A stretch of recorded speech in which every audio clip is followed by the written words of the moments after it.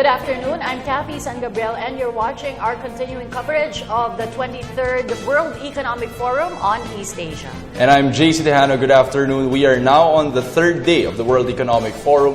Yesterday, Kathy, we had discussed several issues already, including trade, the possibility of trade in Southeast Asia, and we also had an opening plan wherein the President Benigno Aquino III, and of course other heads of state, talked about the possibility of equitable progress in Southeast Asia. Present were the President of Indonesia, the Prime Minister of Vietnam, and also the Vice President of Myanmar.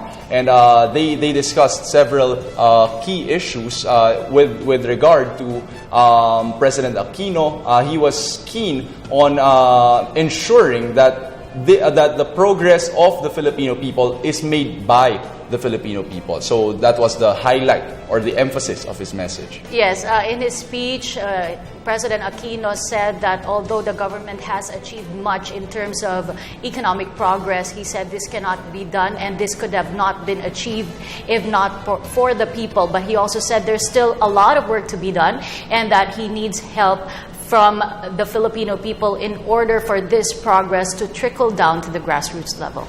That's right, Kathy. And I also particularly the Prime Minister of Vietnam's speech, especially when it came to this rather controversial discussion on China. As we all know, there have been several events in Vietnam wherein demonstrators actually expressed their anger, not just disappointment, with China's moves in the West Philippine Sea or South China Sea. However, JC, most of the heads of state of the ASEAN member countries are in agreement when they say that they are for the diplomatic and peaceful settlement of territorial disputes with China. As a matter of fact, I just came from our live coverage of the state visit of Indonesian President Susilo Bambang Yudhoyono, and he said in his speech that he agrees with the Philippines' move to settle the territorial dispute with China in a diplomatic way. He also encouraged ASEAN member countries to stand peace and to unite and to follow the code of conduct on the South China Sea. It was also an interesting development during that meeting between President Yudhoyono and President Aquino that they determined at last the boundaries between Indonesia and the Philippines. So I think this is a rather symbolic move when it comes to boundary disputes. Yes, it is a major victory for both the Philippines and Indonesia. But for the meantime, we'll bring you our live feed from Makati, Shangri-La, where another session is about to begin. So let's watch this.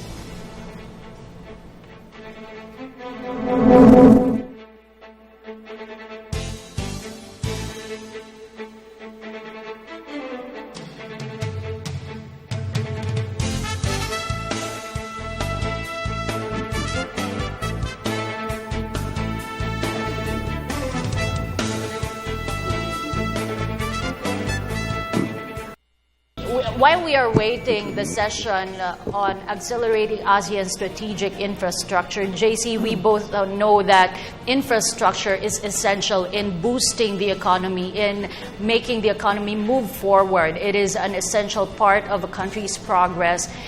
Infrastructure in terms of roads, bridges, and major transportation hubs. And this was confirmed and rather emphasized yesterday, especially because infrastructure is a win-win situation, not just for our businesses, but also for our laborers. Filipino workers will have employment when it comes to building infrastructure. So this is a huge step towards progress.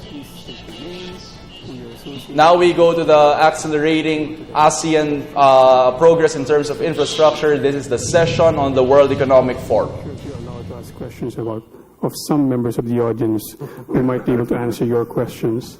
And they will wrap up closer to 3 o'clock in the last 5 minutes.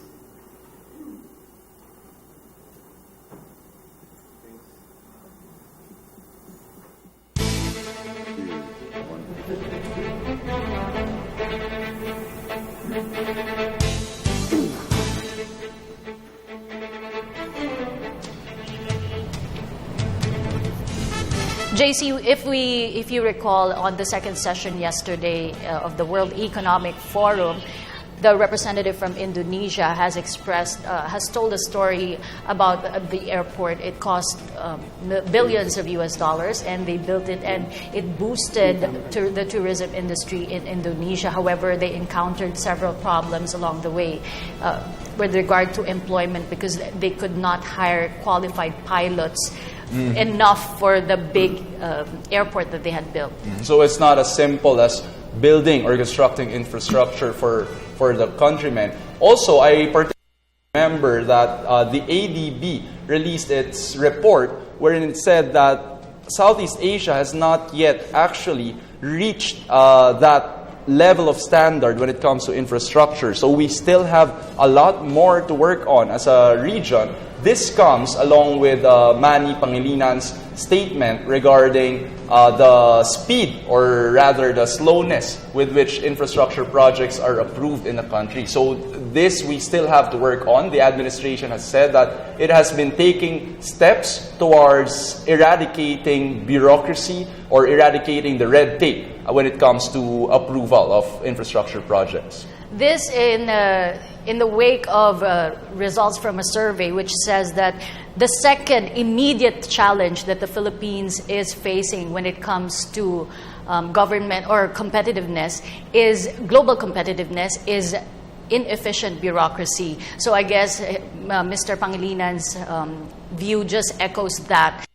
If we can recall, the government has been working towards the rehabilitation of the Ninoy Aquino Terminal 1 in order to boost tourism in the Philippines and also to improve the country's image in the global community. This is interesting because it will supposedly increase flights for up to 70 more flights per day. So this should be a huge development, not just for the airport industry or the airline industry rather, but also for tourism. This just shows that we are expecting a huge traffic of tourists in the future, especially when ASEAN integration in the aspect of tourism comes up next year in 2015. Yesterday, there were also several sessions which we aired live to you, and one of which is the Philippines the next Asian miracle? And I guess all the delegates or all the participants in that forum were in agreement that the Philippines is the next Asian miracle. However, the question is, can this economic drive be sustained during the next few years, wherein we expect within 10 to 15 years that the good figures that we are seeing in the economy will be trickling down to the masses? The problem is a 10 to 15 year gap, Kathy, because we all know that President Aquino is about to step down in 2016, and we are not sure whether or not this kind of leadership that has spurred economic growth will actually continue. This has been the major question of Mr. Freddy Abando in his report as to whether or not we can actually sustain this economic drive towards the actual figures or the actual impact to our economy. Also yesterday, there has been a session regarding lifting barriers to growth. We all know that President Aquino has been wanting inclusive growth, has been crafting policies and regulations so that the people, nobody will be behind. So we will see if this can really be sustained by the next administration. And that's why the government has been saying that it is necessary for the next in line, whoever that will be, will continue these gains or these programs that the government has begun in order to really, for the people to reap the benefits of what the Aquino administration has started. I think this may also be why President Aquino emphasized the fact that it has been the Filipino people who brought this economic progress, not just his administration. So I think he was a bit hinting already that the Filipino people should elect leaders who are capable of sustaining this growth and who can actually maybe even step it up towards faster progress in our country. And of course, talking about inclusive growth, to be honest, I actually expected a lot more figures from the speech, but President Aquino, in fact, focused on services, which I think was very important to emphasize the fact that we are ensuring that growth will not only benefit the few, but will in fact benefit the masses or the many of our Filipino people. So this is, I think, a good point that was made by President Aquino, especially with regard to education, how the classrooms deficit has been resolved, how the teachers' deficit is also being resolved. And at the same time, when it comes to health, I remember he was talking about a possible metaphor for a poor Filipino who comes into a hospital and will not have to worry about his hospital bills. All right, I think we are ready now to show you our live event from Makati Shangri-La. So let's watch this. News channel ANC. Our subject this afternoon is infrastructure, that without which none of this growth that we've been talking about over the past few days and growth that we want to make inclusive can really happen.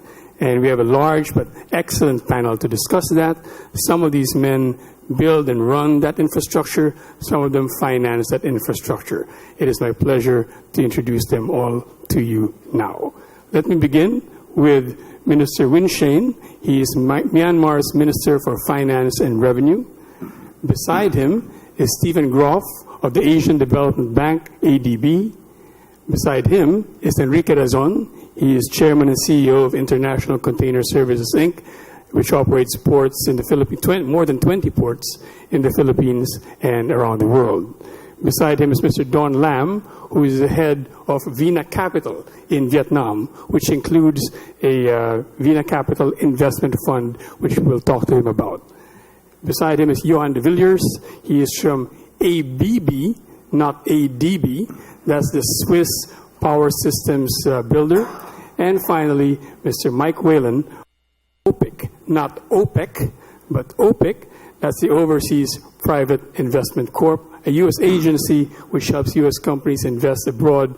In Asia, the focus used to be on power. Mike will tell us that that's shifted a bit over the past few years. So that's our panel. Please join me in welcoming them.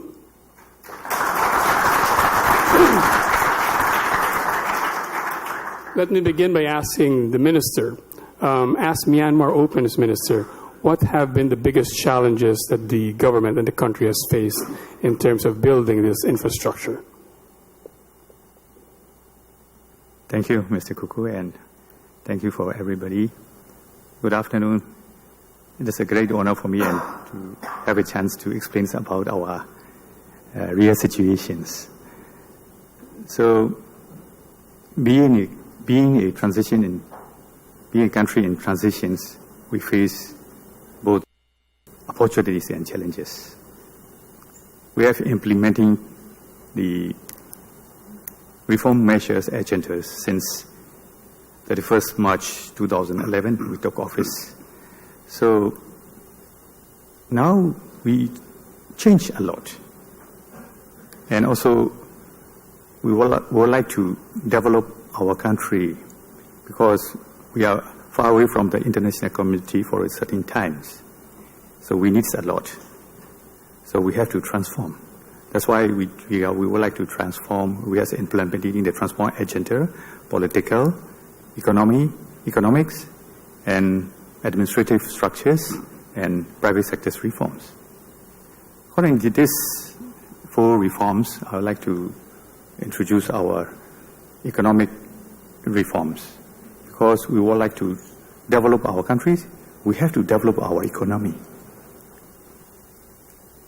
At this point, I like that infrastructure need is very substantial. In our country, lack of electricity, lack of human capacity, and lack of roads and some paved ways, something like that. So now we are trying to invite more investments to come in our country. All the investors pointed out that our infrastructure is very needs a very big. So especially electricity, power, or energy. And we have our own labor, very cheap, but skilled labor is very important. And then our transport sector is also, we have to increase our existing infrastructures like roads and river systems and so on, and also airport also. So being strategically located at the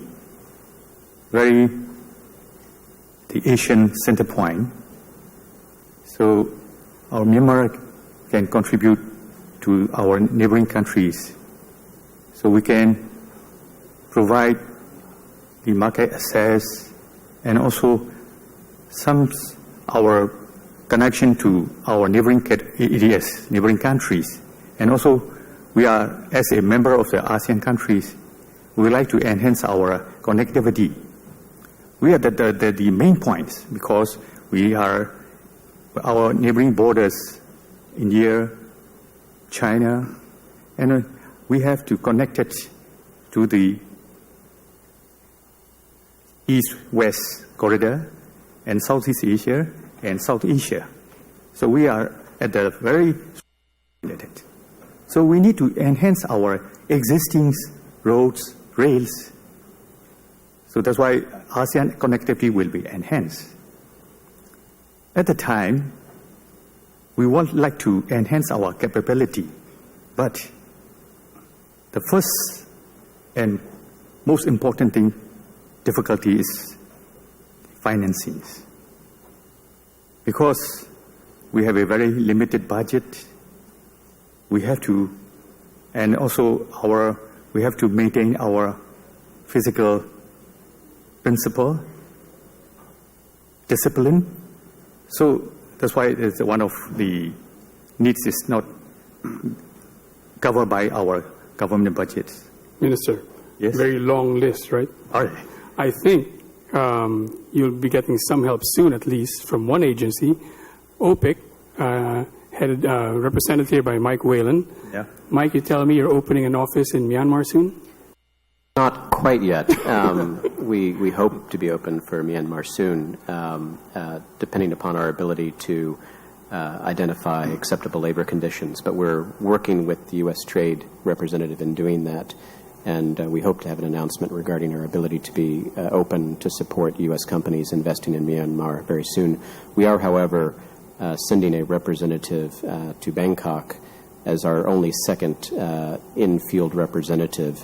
And this is very much a reflection of the U.S. government's development finance institution trying to increase our exposure and support for the growth economies, such as Myanmar, in the Asia-Pacific region.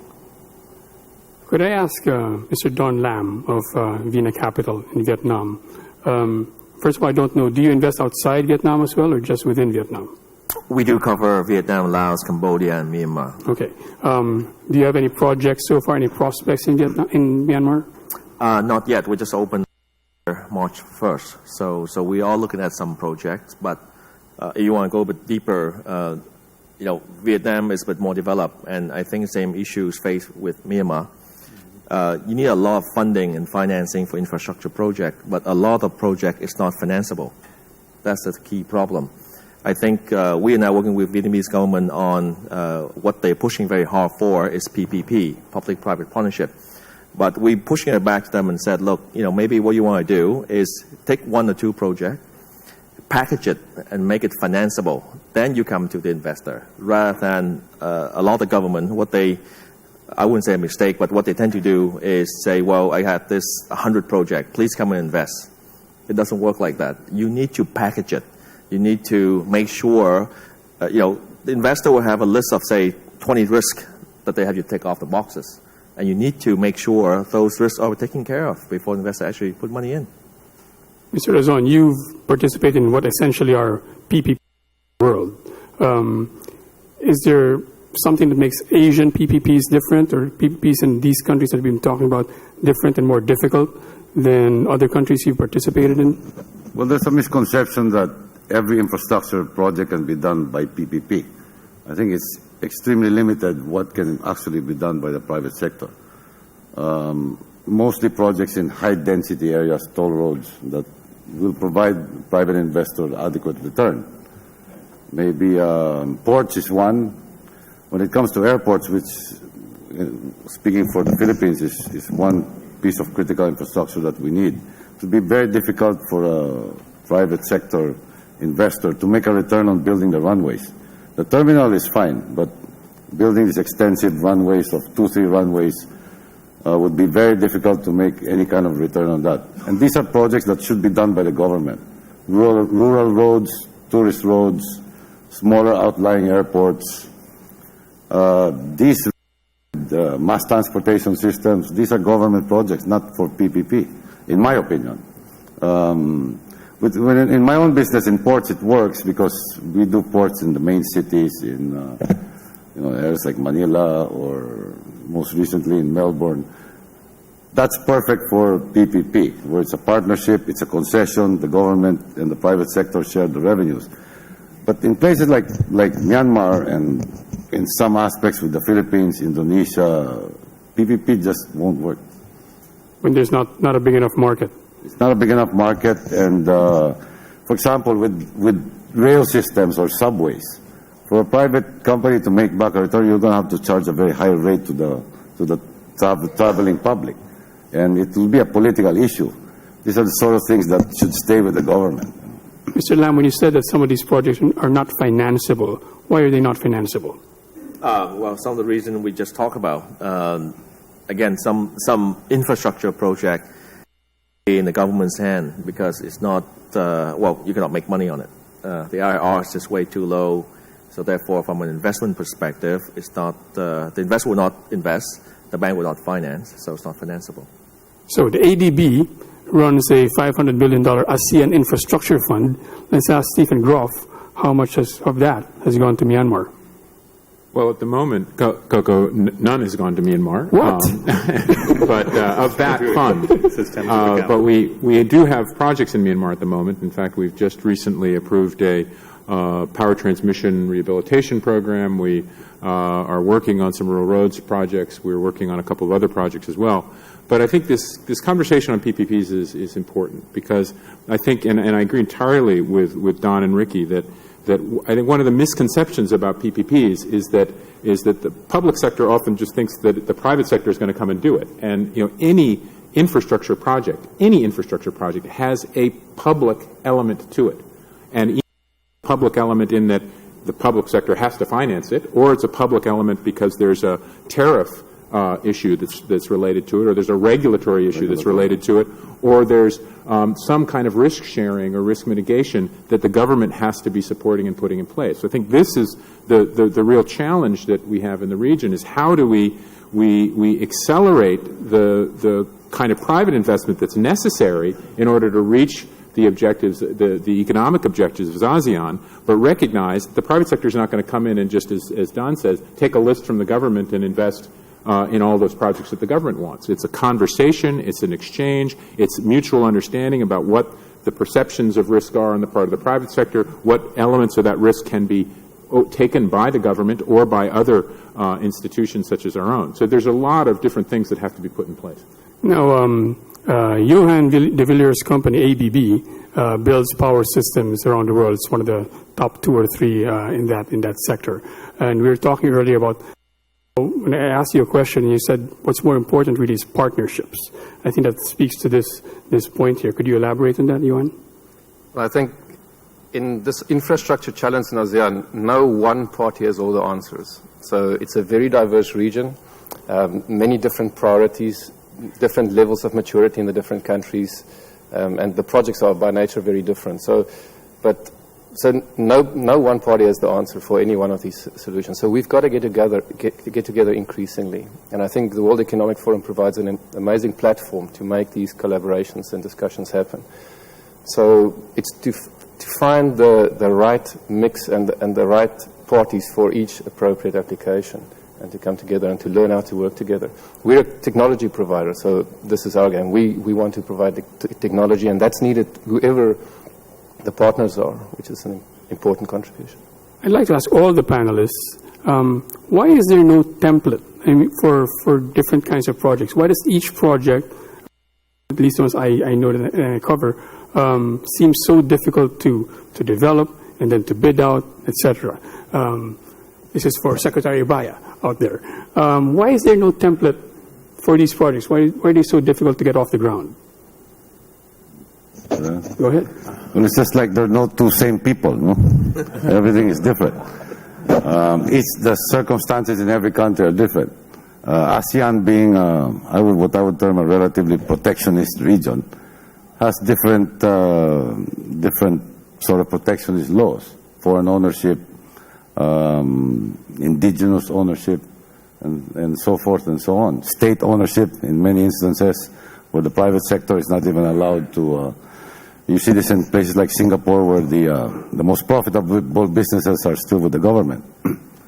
But each project is different, different demand, different population. In our experience in 31 ports globally, every country has different circumstances. I would strongly urge governments that this being a sort of a golden era for financing, that they should really take advantage of this.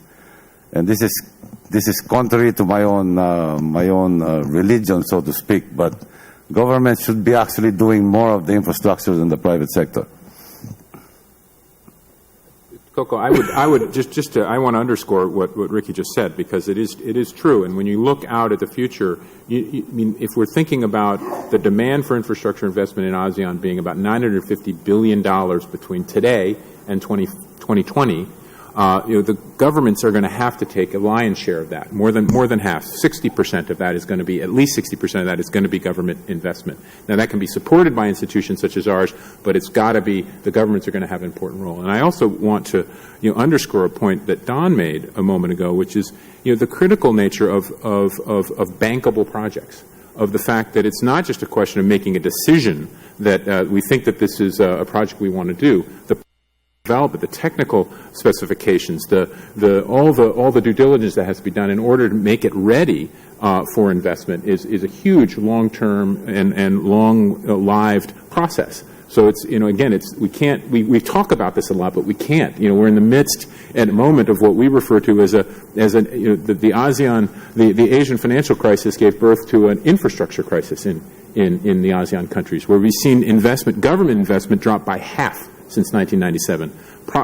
Private sector participation in infrastructure projects in the region is now only recovering to about 2/3 of what it was in 1997. So, I mean, there's real urgency around this. I'd like to add, by the way, that I don't think the government should be actually running the infrastructure that they build. I think that the PPP should focus more on the O&M nature of these projects. So they can build the runway, but then the runway and a private company operates the terminal and manages the airport for the government, when the government makes a big share of the revenue. You want to say something? Well, I mean, one other thing that we are looking at and negotiating with the Vietnamese government is that as an investor, we don't like to build anything.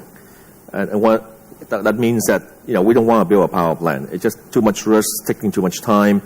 But we said, look, why don't you build a power plant, and then you also sign the PPA with a company that you own, the electricity company, and then we buy it off from you.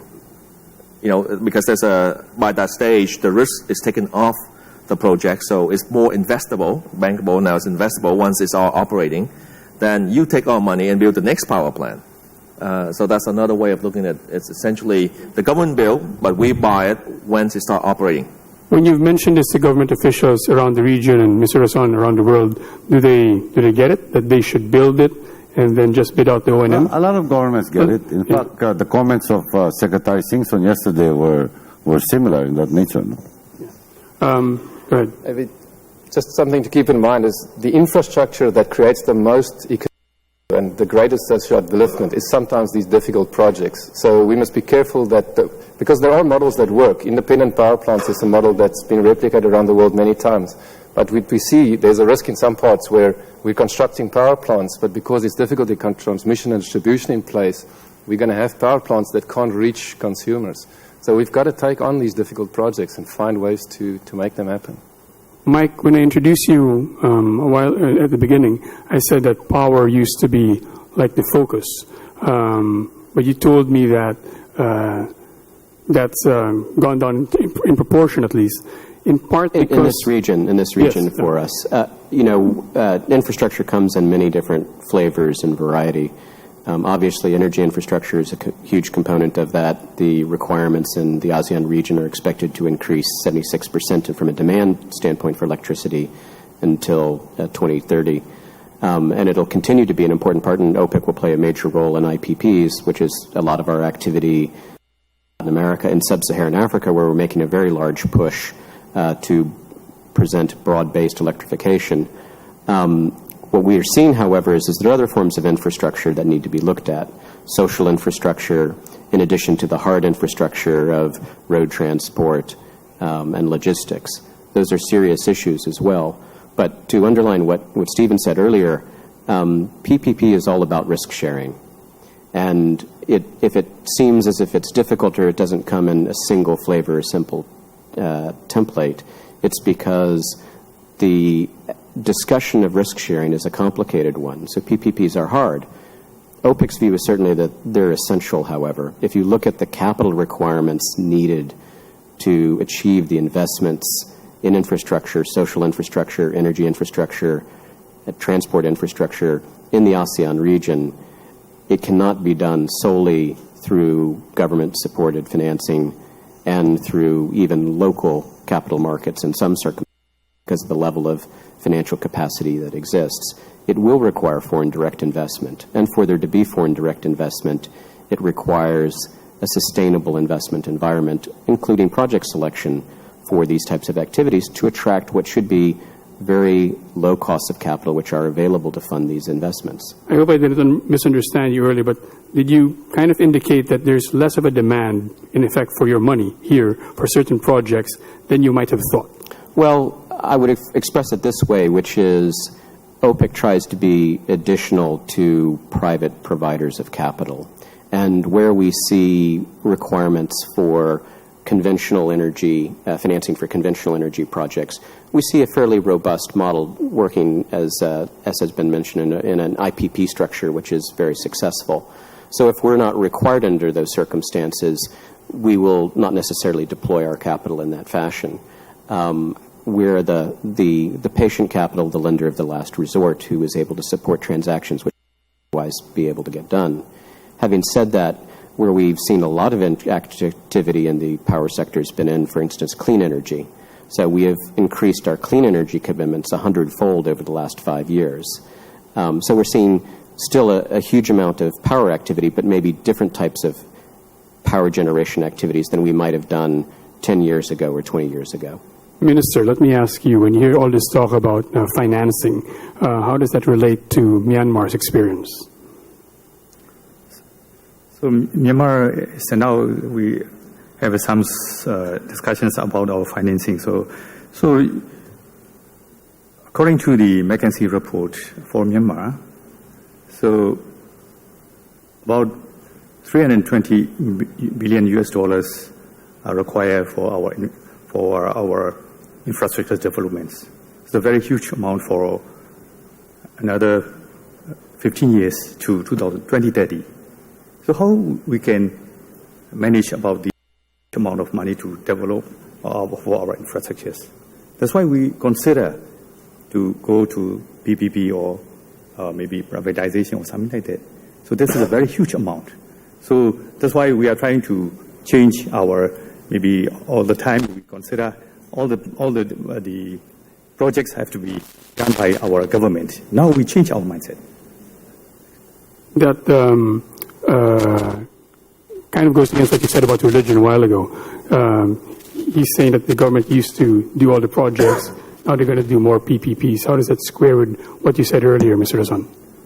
Well, there's the obvious infrastructure projects that are better suited to the private sector, which are power plants, for example, like I said, ports.